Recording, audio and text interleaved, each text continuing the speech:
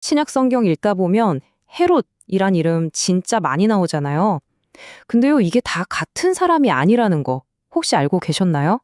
여기가 좀 헷갈리는 부분이거든요. 네, 그래서 오늘 우리가 풀어볼 핵심 질문이 바로 이겁니다. 신약에 헤롯이 거의 50번이나 나오는데 대체 이게 몇 명을 말하는 걸까요? 많은 분들이 여기서부터 막 헷갈리기 시작하시거든요.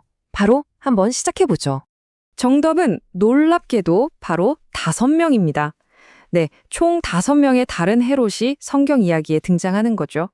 자, 그럼 지금부터 이 강력하면서도 정말 복잡한 헤롯 가문의 족보를 한번 제대로 파헤쳐 보겠습니다. 누가 누구고 성경에서 어떤 역할을 했는지 제가 아주 깔끔하게 정리해 드릴게요. 제일 먼저 이 왕조의 시작부터 가야겠죠? 우리가 보통 헤롯 하면 딱 떠오르는 바로 그 사람, 원조 헤롯, 바로 헤롯 대왕입니다. 자, 헤롯 대왕을 이해하려면 딱 2가지를 기억해야 해요. 첫째, 그는 로마가 세운 왕이었어요. 둘째, 그는 유대인이 아니었습니다. 이두메 출신이었죠. 이게 왜 중요하냐면요. 그는 평생 동안 한쪽에서는 로마 황제의 눈치를 보고 다른 한쪽에서는 자기가 다스리는 유대인들의 마음을 얻으려고 정말 아슬아슬한 줄타기를 해야만 했다는 거예요. 이 불안과 긴장감이 그의 모든 정책에 녹아있다고 보시면 됩니다. 그의 잔인함이 어디서 폭발하냐면 바로 우리가 잘 아는 예수님 탄생 이야기에서예요. 동방 박사들한테 한 방 먹었다고 생각하니까 자기 왕위를 위협할지도 모르는 새로운 왕의 싹을 아예 잘라버리려고 한 거죠. 그래서 베들레헴의 2살 아래 남자애들을 전부 죽이라는 정말 상상도 못할 끔찍한 명령을 내립니다. 정말 헤롯 대왕은 두 얼굴의 사나이 같아요.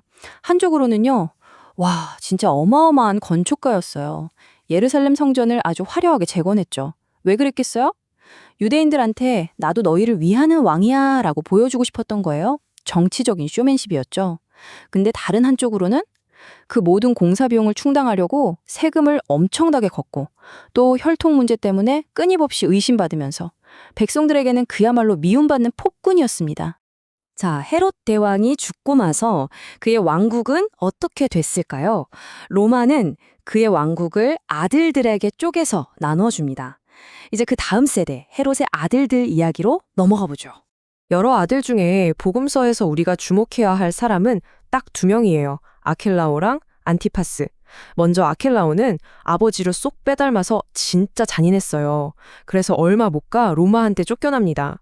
이 사람 악명이 어찌나 자자했던지 요셉과 마리아가 아기 예수를 데리고 이집트에서 돌아올 때 원래 살던 유대 땅으로 못 가고 갈릴리 나사렛으로 이사가게 된 이유가 바로 이 아킬라오 때문이었어요.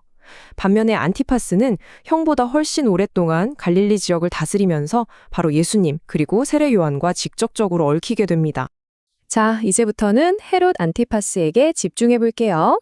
이 사람이 바로 예수님의 공생의 기간 내내 갈릴리의 통치자였던 그 헤롯입니다. 성경에 분봉왕이라고 나오는데 이게 뭐냐면 아버지가 다스리던 왕국을 4분의 1로 쪼개서 그중 하나를 다스리는 뭐랄까 4분의 1짜리 왕이라고 생각하시면 쉬워요. 안티파스가 왜 세례 요한이랑 그렇게 부딪혔을까요? 바로 결혼 문제 때문이었어요. 이복 동생의 아내였던 헤로디아랑 결혼을 했거든요. 이건 명백히 유대 율법을 어기는 거였죠. 근데 세례 요한이 광야에서 이걸 대놓고 그거 잘못된 거요 하고 외치니까 안티파스 입장에서는 자기 권위에 대한 정면 도전으로 느껴진 거예요. 결국 이게 세례 요한의 비극적인 죽음으로 이어지게 되죠. 그리고 누가복음에 보면 안티파스가 예수님을 직접 만나는 장면이 나와요. 아주 짧지만 굉장히 의미심장하죠. 안티파스는 예수님을 무슨 대단한 위협으로 본 게 아니었어요. 그냥 기적이나 한번 보여봐라 하는 호기심, 구경거리 정도로 취급했죠. 예수님은 당연히 아무 대답도 안 하셨고요. 그러니까 안티파스는 예수님을 조롱하면서 다시 빌라도에게 보내버립니다. 자, 이제 시간은 좀 더 흘러서 예수님의 부활과 승천 이후 사도행전의 시대로 가보겠습니다. 초대교회가 막 생겨나고 있을 때 이번엔 헤롯의 손자들이 역사 무대에 등장합니다. 이 사람이 바로 헤롯 아그리빠 1세, 헤롯 대왕의 손자입니다. 할아버지의 그 정치 감각을 그대로 물려받았어요. 어떻게 하면 유대 지도자들한테 점수를 딸 수 있을까 고민하다가 저 새로 생긴 기독교인들을 좀 핍박하면 되겠구나 하고 생각한 거죠.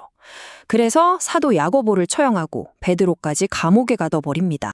그런데 그의 끝은 정말 드라마틱해요. 사도행전을 보면 사람들이 그에게 막 이건 신의 소리다 하고 차양을 하거든요. 그때 그가 그 영광을 하나님께 돌리지 않고 자기가 다 받으려고 하다가 성경의 표현을 빌리자면 주의 사자가 그를 쳐서 벌레에게 먹혀 죽었다고 기록되어 있습니다. 정말 오만함의 대가가 뭔지 보여주는 장면이죠.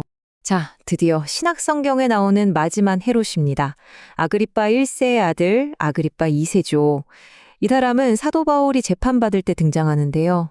여기서 정말 역사에 남을 만한 대화가 오고 갑니다. 바울이 정말 열정적으로 자신의 신앙을 변호하니까 아그리빠 2세가 이런 말을 툭 던져요. 네가 그렇게 짧은 말로 나를 설득해서 그리스도인이 되게 하려는 거냐? 이게 진짜 마음이 흔들려서 한 말인지 아니면 약간 비꼬는 투로 한 말인지는 해석이 분분해요. 하지만 한 가지 확실한 건 바울의 말이 그의 마음에 큰 파장을 일으켰다는 거죠. 그리고 재판 결과는 정말 중요합니다. 아그리빠 2세는 바울의 말을 다 듣고 나서 로마 총독에게 이렇게 말해요. 이 사람 사형이나 감옥에 갈 만한 짓은 아무것도 하지 않았소. 심지어 바울이 황제에게 재판을 받겠다고 상소만 안 했어도 풀어줄 수 있었다고까지 하죠. 바울이 무죄라는 걸 사실상 선언해 준 셈이에요. 자, 그럼 이 복잡한 헤롯 가문 이야기를 왜 이렇게 자세히 알아야 할까요? 이 왕조를 이해하는 게 왜 신약 성경을 읽는데 그렇게 중요한지 한번 정리해 보겠습니다. 이 연대표를 한번 보세요. 한눈에 쫙 들어오죠? 헤롯 대왕 때 예수님이 태어나시고 헤롯 안티파스 때 사역하시고 십자가에 못 박히시고요. 그리고 헤롯 아그리빠 1세, 2세 때는 초대교회가 박해를 받고 또 바울이 사역을 합니다. 그러니까 헤롯 가문의 역사가 곧 신약 시대의 역사적 배경, 그 무대 자체였던 셈입니다. 혹시 아직도 좀 헷갈리신다면 이 표 하나만 기억해 두세요. 오늘 우리가 다룬 핵심 헤롯들을 딱 정리한 일종의 취트키 같은 겁니다. 누가 무슨 일을 했고 성경 어디를 찾아보면 되는지 아주 깔끔하게 나와 있죠? 그래서 오늘 이야기의 핵심 결론은 이겁니다. 헤롯 가문은요, 그냥 성경 이야기에 스쳐 지나가는 엑스트라가 아니었어요. 이들은 예수님과 초대교회가 살았던 그 시대, 그 세상을 만든 아주 중요한 정치 권력이었습니다. 그들의 결정 하나하나가 성경에 나오는 사건들에 직접적인 영향을 미쳤다는 걸 꼭 기억하셔야 해요. 자, 이제 여러분은 이 5명의 헤롯을 구분할 수 있게 되셨습니다. 그럼 마지막으로 이 질문을 한번 스스로에게 던져보세요.